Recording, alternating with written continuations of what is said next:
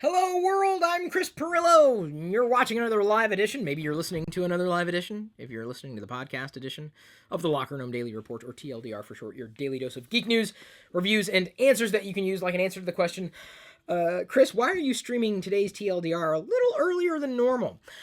Because I have other things that are going on throughout the rest of the day, including very, very, very important phone calls that need to happen for me to be able to move forward with an event that I'm rebooting for geeks and nerds. Gnome Decks is coming back likely later this year, and I am working on some details. So if you always wanted to meet your favorite geek or nerd YouTuber with a series of other geeky and nerdy YouTubers, I'm making the event for that. It's going to be titled Gnome Decks, based on the classic version of my conference that I ran for 10 years, but it's more like Vlogger Fair for nerds and geeks. So that's what I gotta do. That's why I'm doing all this stuff early. So thank you for being patient with me and accommodating accordingly. As you very well know, or you should very well know by now, we do 2 AMAs every week as a part of TLDR. So I'm going to be answering questions.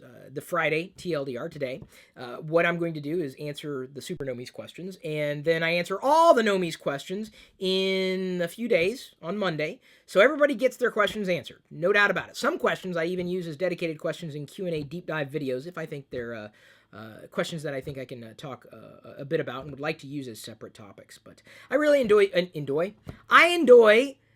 doing the AMAs, and so thank you for asking questions and answering some questions. I have questions for you at times, and thank you for responding if and when you can.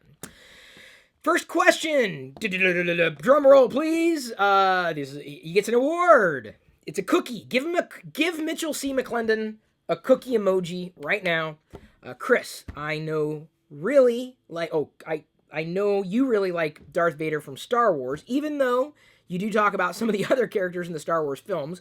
What is it that draws you to Darth Vader most? Thanks.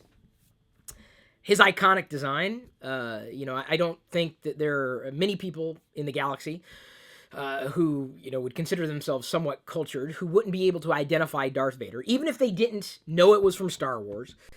They would be able to recognize that character in some way, shape, or form. A lot of them might call him Dark Vader. It's not Dark Vader. It's Darth Vader. It all started with, not just seeing the films, certainly, but my fascination with collecting really jump-started a couple of years ago. I was well into adulthood. And that only got started because someone had given me the original Kenner figure. And I was like, whoa, I never would have asked for this. This is amazing. It's in good condition. I've got him up there on my shelf. I'm not going to, bore you with, details about that. You can watch my home office tour. In fact, this weekend, I think, and I got to talk to my crew, but someone had gone through, Eric Flink had gone through and counted up how many times I said the word Darth Vader in my home office workshop tour this year. And that's going to be a separate video. That's not how many I have in my office necessarily, just how many times I said it in that video. I don't know. Beyond that, I'm fascinated. I was always fascinated with the work of Ralph McQuarrie, and of course his designs, evolved into what we know as the designs of the Stormtroopers, Darth Vader, a lot of the Imperial soldiers. I always appreciated the ethos, the design ethos, and the language used for the design. So I like how it looks. It looks cool, but that's the reason why. There's other than that, yeah, his character, sure, he's the bad guy. I don't know. I just like how he looks, and there's a lot of stuff to collect, so it keeps me busy. Next question. Brian H. asks, being a man about media, cameras, and such, I'm wondering, what's your take on clay animation? Oh, claymation. Classic movies like Wallace and Gromit, Gumby, etc. I used to make a lot of videos when I was younger, but now I don't have the time. I used Windows Movie Maker on XP for years until they really broke it in Vista and 7. Have you heard of any software that's designed specifically for clay animation? Figure it may be out of your realm, but I figured it was worth asking. There are a lot of apps, and I wouldn't say necessarily for Windows. Look for your smartphone. Go for your smartphone or your tablet.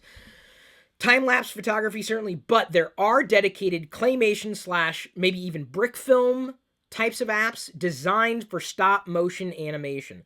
I have not had experience with any of them because, much like you, I don't have the time. I remember trying to do stop-motion animation with the old a VHS camcorder.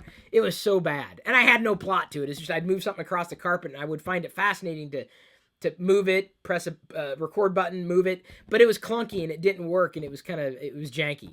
I wonder if I still have some of that digitized somewhere so you can see just how bad it was. But it was the best I had, right? Now I would recommend not using Windows outright unless there's an app on Windows for it or even OS 10. Use an app on something like a smartphone or a tablet because you'll be able to get a lot more mobile with it and a lot closer to the action, specifically with an app that may cost a couple bucks. It may be free, but I don't have any specific recommendations. I know they exist, and they're specifically built for people like yourself. I'm a fan of brick films. I like them. Brick film would be like stop motion animation with the Lego stuff, but I also like claymation. I remember Gumby. I used to like Gumby, watching that.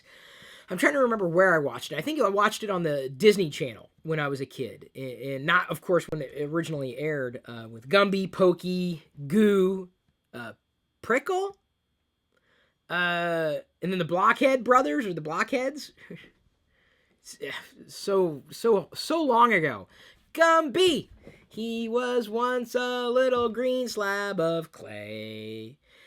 Gumby, yeah.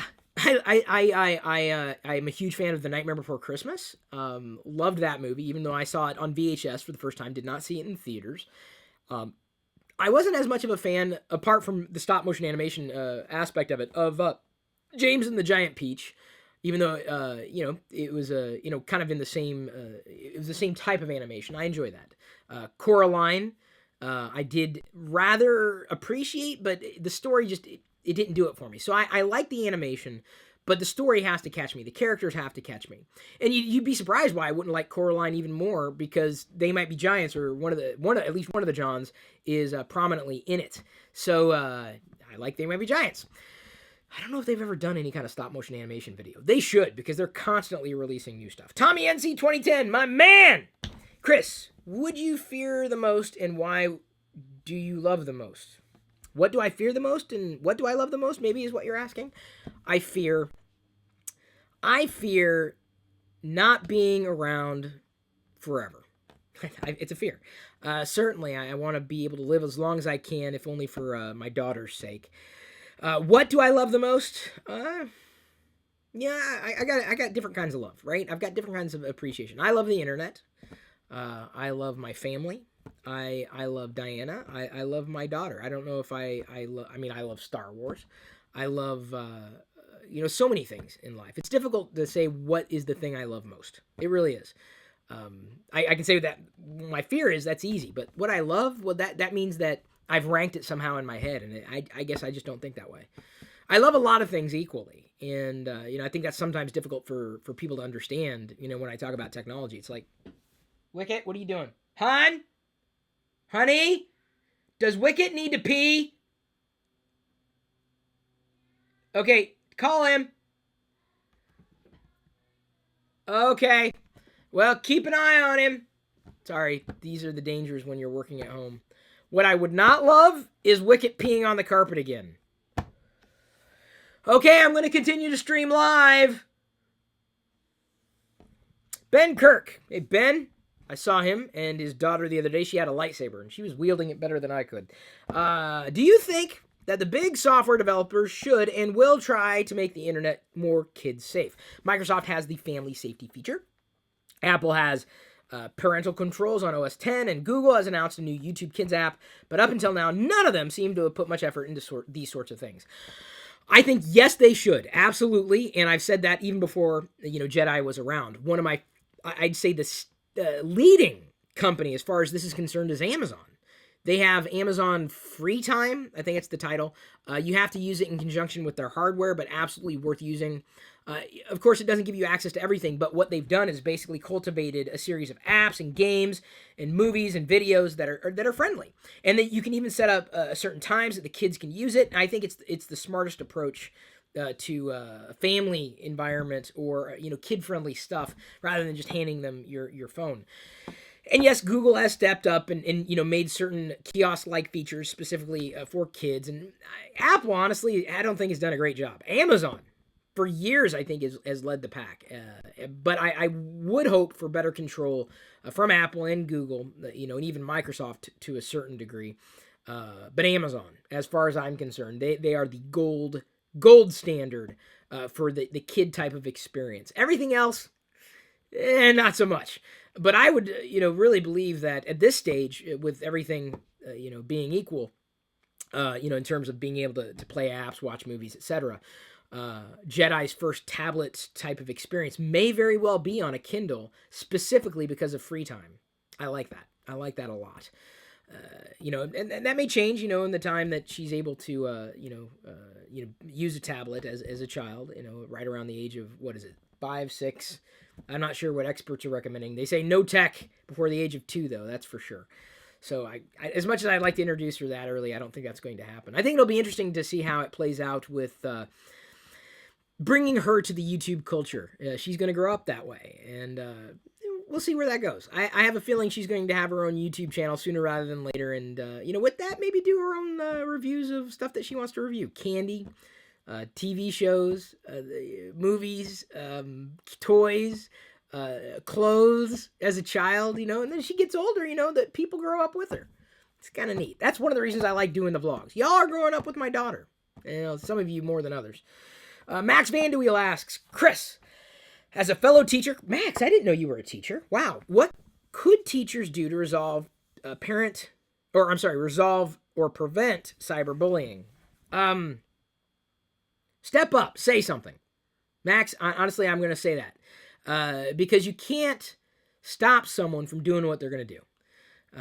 You can't necessarily make an example out of them because some people don't like that and they don't think that's the right direction. You just call them on it. And I think that's the easiest way to stop a bully is to stand up to him. And there's no other way around it. But when you're an adult, hon, Wicket came trotting up here again. He went out. Okay. Usually only comes up here when he wants something. Better not be to pee. The only way to stop a bully is to stand up to him. And so when you force a bully to see what it is that they're doing and really, sit them down in front of the victim, like, wait a second, why would you say something like that to them? Do you think, how would you like it if someone said that to you? Is that something you want to be called names? Does it make, and they're probably going to, feel a little bit ashamed, but likely will lack compunction. They'll turn around and do it again. So stopping the bully by identifying the behavior is the best thing you can do. Just say, hey, that's not right. That's not right. I'm not going to stand here and let you bully somebody else. What that is bullying behavior. And that may be acceptable in your house, but it's not here. And if I'm going to see it, I'm going to say something. Most people who see bullying they see it and they recognize it, but they don't address it. They don't intervene. And it's not that you have to, puff your chest out and intervene in any kind of physical fashion, but just say, hey, come on. Enough. Dude, you're bullying. It's not right. Okay, do that with your friends. This person doesn't want to be your victim. They don't deserve to be your victim. You got to stand up to the bullies. You have to recognize it. And so as a teacher, I mean, you're in a role of responsibility. If you see it and like, hey, what'd they do to you? Why do you think it's okay to call somebody else names? Why do you think it's okay to make fun of somebody else for what they wear? Why is that okay? Because it's not cool? By whose definition? Yours? Why do you think it's okay? Answer the question. Why is it okay?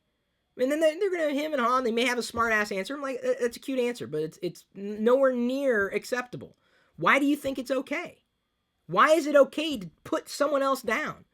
You have to take the time, and you have to stand up for that victim, because that victim may not have enough strength yet to stand up to the bully. I almost said a bad word there. Gets me a little agitated. If you see something, say something, Max. And you can do it in a respectful way that's not going to further cause that victim more harm. But say, hey, look, I'm watching you. I'm listening, and I know what you're doing, and it's not right. It's not right. Period. You have to stand up for the victim until that victim is ready to stand up for themselves, which needs to happen. Until that point, you've got to intervene. And I'd say that to other kids. If you're a kid and you see someone else getting picked on, say something. I mean, you're afraid you're going to get picked on yourself. I know. But if you're in a position where you know that you're like, what are you going to do? Like, why are you saying that? That is so outside the realm of any degree of reason. Why? Like, do your own thing. Just stay away from us. Do your own thing. You know, the bully is missing something inside, and potentially missing something inside. And chances are they model that behavior, not just from friends, but how they grew up. Some parents are bullies themselves.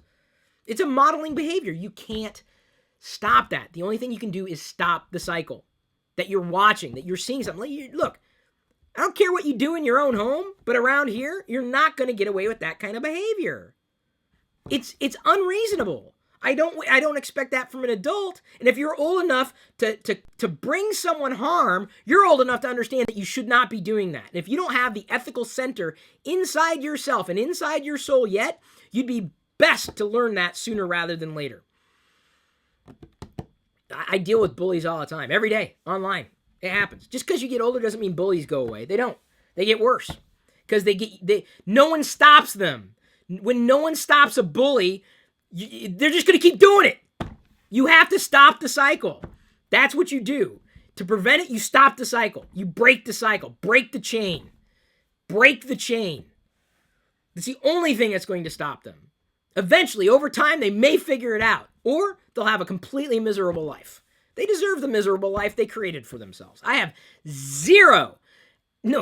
less than zero compassion for a bully. Less than zero compassion for anybody who victimizes others, especially through the veil of what the internet affords them in terms of quote-unquote power. You know, tearing someone down in a comment, that's not power at all. It's not even close. What does it prove? That you can use a comment form? Bravo. What does it prove? That you tear someone down to make yourself feel better? Does that really make you feel better? Why? You don't get it. You don't get what it's like to be human. You just don't. If someone's bullying you, don't pay it forward. Stop the cycle yourself. Because then you become the bully. If you're doing it inadvertently, and some people do. It's one thing. You're joking around with friends, it's another thing. But the moment someone just doesn't feel right about what it is that you're doing to them, you need to stop. And someone else may need to intervene and say, dude, do you feel good when they call you that name? Is that fun for you? This isn't a game, man. No one likes to feel bad. No one likes to feel less than themselves. And this is the irony. The irony is that bullies have this emptiness inside that they just project that emptiness onto somebody else. They have their own perceived shortcomings that they project onto somebody else. And it's power and it's control because other parts of their life are out of control. And sometimes you have to stop and say, look, dude, it's not what you do. It's just not. That's not how you get ahead in life. Do you want to be successful? Don't do that. Because to me, being successful is not being happy at the cost of somebody else's happiness. It's just not right. Morally, ethically, I don't care what culture you're from. Max also asked in a follow-up, he said, have you received my gift yet? Yes, he's at TV Max on Twitter from Belgium. I did. It's in the vlog that was published yesterday or potentially today. I did get it, and it will also be featured. Yeah, no, I talked about what you sent in the Nerd Hall video I just recorded for CPU for the other channel. So yes, I did, and thank you very much. Okay, I'm going to show you that I have it. Actually, you sent a couple of things here. I've already positioned them throughout my universe of collectibles. Max, all the way from Belgium, sent the number 6 Darth Vader Black Series. Now, I don't know. This is the one. I didn't mind this one. I actually have one out of the box, so it's nice to have one in the box. Plus, the back has like every known language other than Sanskrit. I think Sanskrit may be missing. And he also sent this collector's item, USB flash drive, Darth Vader themed. So if you didn't think that Fandoms crossed over into technology, you haven't done any research. Thank you, Max. I do appreciate it. Love it. Great part of my collection now. Earl Green. Earl, I hope you saw the hot sauce review that we just did in this show and tell. It's currently unlisted, but dude, that hot sauce was awesome. It was really, really good. It was really good. Thank you for the recommendation. We already blasted through one of the bottles. So good. Apparently it's a thing too. Nando's Peri Peri. I didn't know, but after I posted the photo or whatever of having received it, a couple people tagged, or no, I was drinking it in the hangout the other day. It was good. It's good to drink straight. Some people, they say, oh my God, that's the best ever. So I didn't know it was a thing. That's why I decided to do a video on it.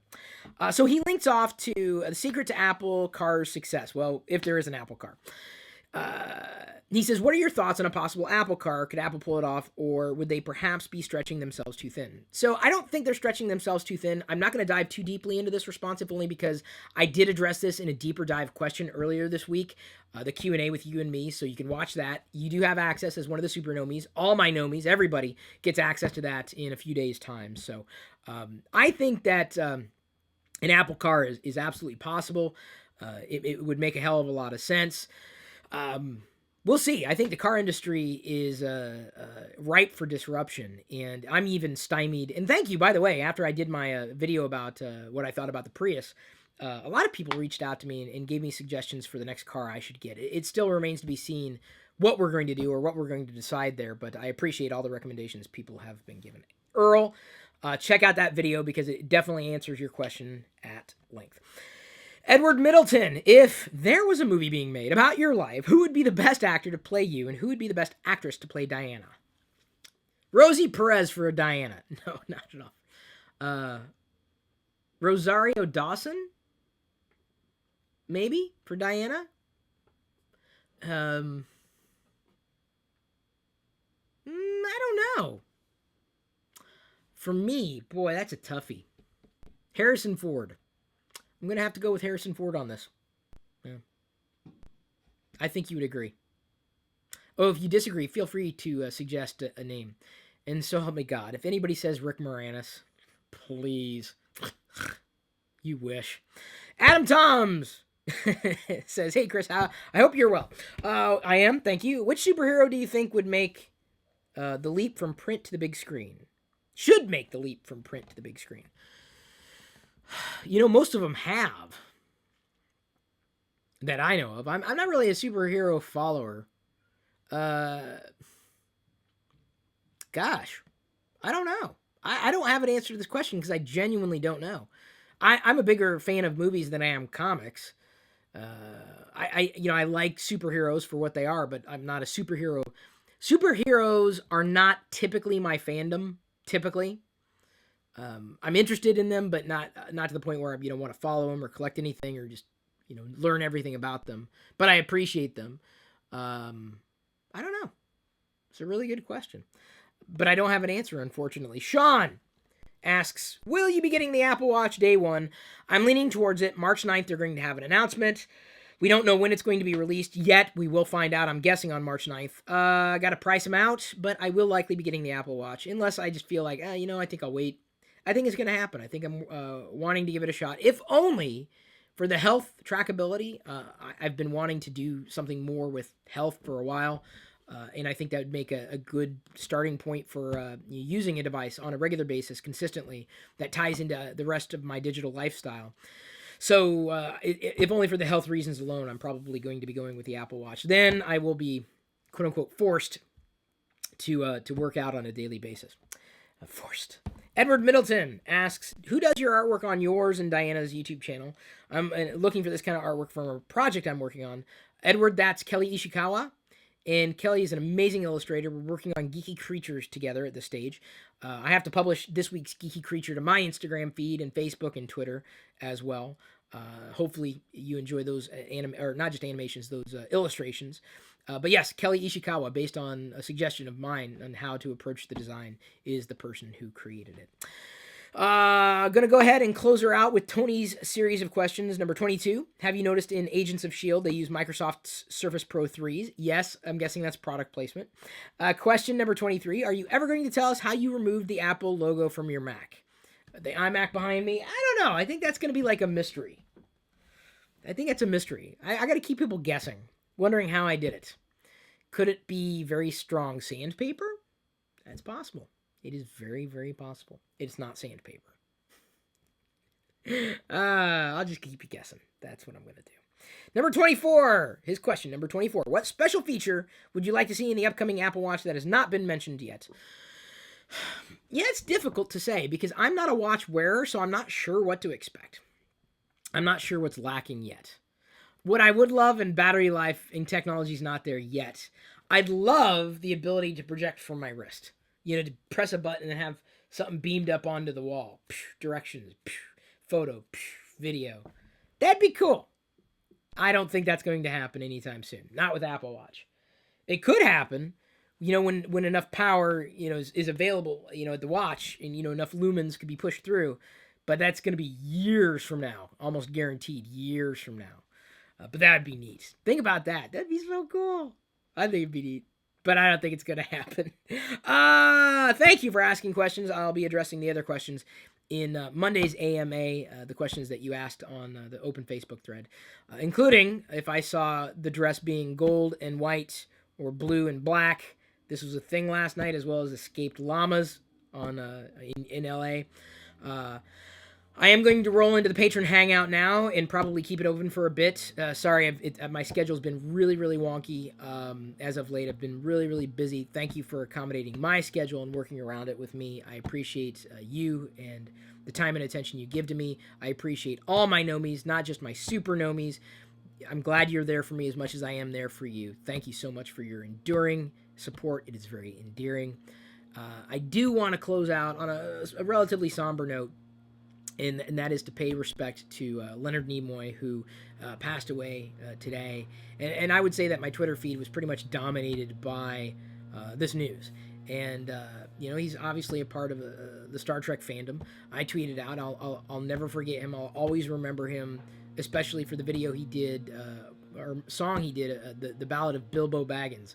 It's an earworm. If you've ever listened to it, if you've never listened to it, you absolutely should. It's on YouTube. One of the world's first music videos. I mean, it's perfect. It's just, if I would know of something that would capture his true character as a person, I would say that song is it. Even those from Star Wars fandoms were paying respect to Leonard Nimoy, as I would expect to happen. You know, whether you like Star Trek or not, whether or not that's your fandom, he was an icon, and you know, he's obviously going to be remembered for the longest time. So I say to not just you, Leonard, but I say to you all of you who are listening, that I appreciate you while you're still alive, and I hope you live long and prosper. But at this point, I'm going to leave you to your own devices.